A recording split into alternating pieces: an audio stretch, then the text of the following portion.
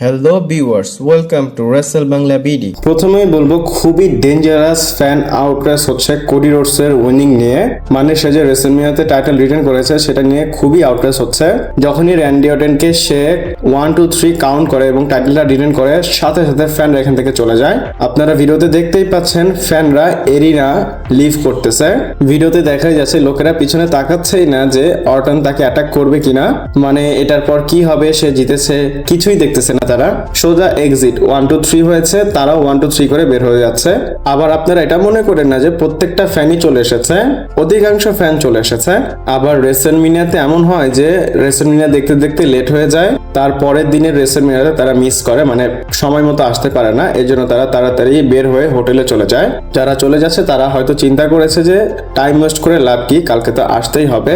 আপনাদের হয়তো ভালো লাগেনি, ফ্যানদেরও ভালো লাগেনি, তারা চলে যাচ্ছে। আর আমাদের দেশে কি বলবো, কারেন্টের যে কত সমস্যা হচ্ছে, আমি সকালে আপনাদের মানে রিভিউ দিবের জন্য সকালে উঠে একদম ভোর 4টার দিকে ম্যাচ দেখলাম রেসেলমিনিয়ার। তারপর লাস্ট যখন র্যান্ডি অর্টনের ম্যাচ হবে কারেন্ট চলে গিয়েছে, আমাদের মোহাম্মদপুরে অনেক সময় কারেন্ট ছিল না, আসে চলে যায়, এরকম দুইবার হয়েছে। আমি রিভিউ ভিডিও নিয়ে আসতে পারিনি। আমার মনে হয় একদিক দিয়ে ভালো হয়েছে, যেরকম ফালতু রেসেলমিনিয়া নাইট ওয়ান হয়েছে, রিভিউ ভিডিও না আসায় আমার মনে হয় ভালো।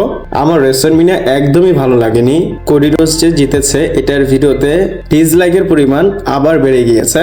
আর ইউটিউবে একটা প্ল্যাটফর্ম যেখানে রিয়েল ওপিনিয়ন দেওয়া যায়, টুইটার, ফেসবুক, ইনস্টাগ্রাম সব জায়গায় ফেক ওপিনিয়ন সবাই বের করে, বাট ইউটিউবে বোঝা যায় ডিসলাইক দিলে। আপনারা দেখতে পাচ্ছেন 4600 লাইক আছে এবং 6400 ডিসলাইক আছে, 4.6k লাইক, 6.4k ডিসলাইক, মানে একদম উল্টা চলতেছে। আর লোকেদের যখন একবার জানা হয়ে যায় যে এই ভিডিওতে ডিসলাইক হয়েছে, সবাই গিয়ে ডিসলাইক দিতে থাকে। পার্সোনালি আমি বলি, আমিও আমার ছোট ভাইয়ের ফোন এবং আমার বাসার ফোন, 3টা ফোন দিয়ে ডিসলাইক দিয়েছি, এবং যেই চ্যানেলে আমি আপনাদের সাথে কথা বলি সেই চ্যানেল দিয়েও ডিসলাইক দিয়েছি। ফ্যান হিসাবে ডিসলাইকটা দেওয়া ঠিক আছে আমার মনে হয়, কারণ আমি চেয়েছিলাম র্যান্ডি অর্টন জিতুক।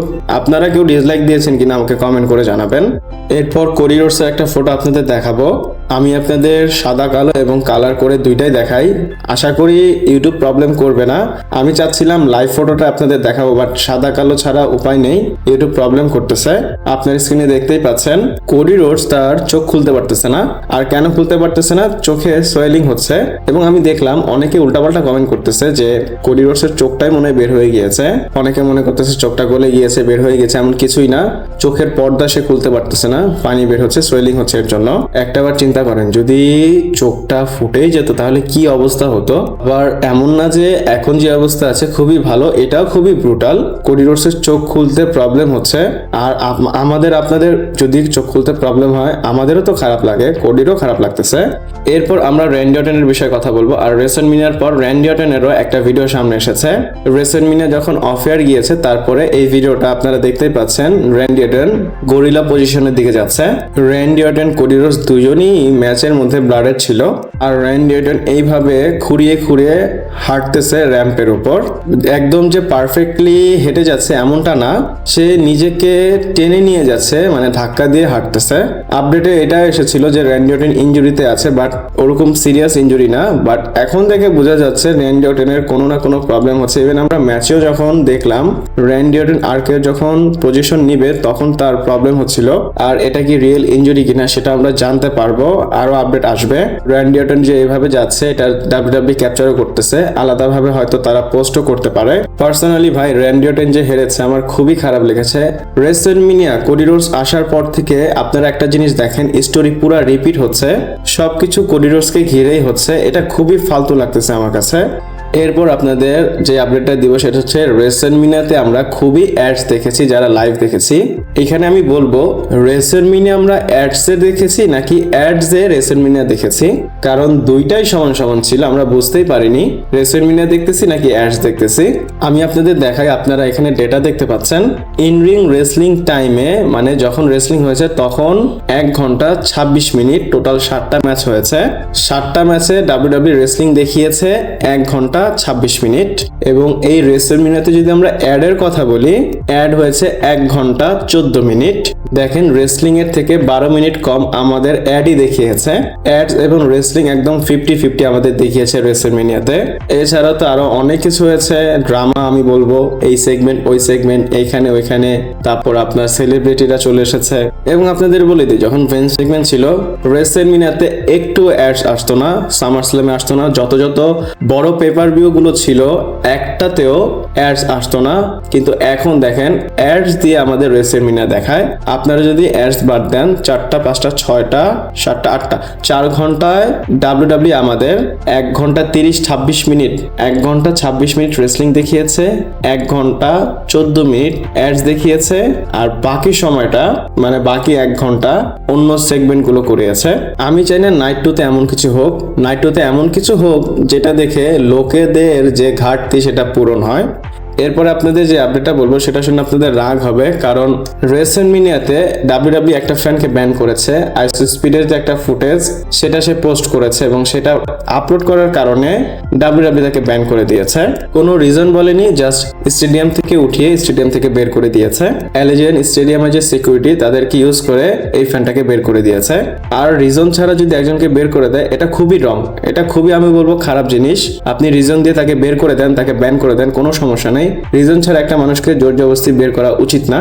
একটা মানুষ $400-500-600 পে করে যাচ্ছে টিকিট কিনে, আপনি তাকে ব্যান করে দিচ্ছেন, মানে তার টাকার কোনো দাম নেই। ছেলেটা যতবারই জিজ্ঞেস করতেছে বলে আমরা অর্ডার পেয়েছি এর জন্য আপনাকে বের করে দিয়েছি। আগে শুনতাম রেসলম্যানিয়া হলে সবাই জানতো, ভালো অনেক কিছু হতো, বাট এখন কন্ট্রোভার্সি হচ্ছে। এরপর ব্রন বেকারের বিষয়ে কথা বলবো। আর ব্রন বেকারের ভিডিও সামনে এসেছে, আমরা দেখেছি স্যাথ রলিন্সকে ব্রন বেকার এসে স্পেয়ার মেরেছে এবং তার জন্য গুন্থারের সাথে সে হেরে গিয়েছে। তো ব্রন বেকার কিভাবে এসেছে সেটার ভিডিও সামনে এসেছে, আপনারা দেখতেই পাচ্ছেন। ব্রন বেকার সেই কালো হুডি যেটা WWE সবাইকে পরায় সেটা পরে এসেছে এবং যখন সুযোগটা আসে হুডিটা খুলে এসে দৌড় দিয়ে যায় এবং স্যাথ রলিন্সকে স্পেয়ার মারে। আর ব্রন বেকার রিটার্ন করেছে, অবশ্যই এটা ভালো হয়েছে। সামনে গিয়ে আমরা ভালো কিছু দেখতে পারবো স্যাথ রলিন্সের সাথে। রেসলম্যানিয়াতে দেখেন ব্রন বেকার আসলো, পেজ আসলো, বিয়াঙ্কা ব্লেয়ারও আসলো এবং সে এসে তার প্রেগন্যান্সির অ্যানাউন্স করেছে, সেটা আলাদা, বাট অনেকে রিটার্ন করেছে। এরপর ইন্টায়ার মেইন ইভেন্টের বিষয়ে কথা বলবো, যেটা হচ্ছে রোমান রিন্স এবং সিএম পাঙ্কের ম্যাচ। সিএম পাঙ্ক তার WWE world heavyweight championship defend করবে রোমান রিন্সের এগেইনস্টে। এবং আপনাদের বলে দিই, রেসলম্যানিয়াতে রোমান রিন্স এবং সিএম পাঙ্ক খুবই ক্রেজি ডেলিভার করবে এবং রেসলম্যানিয়ার সবচেয়ে বেস্ট ম্যাচ এটা হবে। এবং আমি এটা বিলিভ করি এদের দুইজনের মধ্যে ইন রিং কেমিস্ট্রি খুবই ভালো হবে এবং আমি চাই এই ম্যাচটা যেন 25 থেকে 30 মিনিট হয়। এখন আমি আমার প্রেডিকশনের কথা বলবো।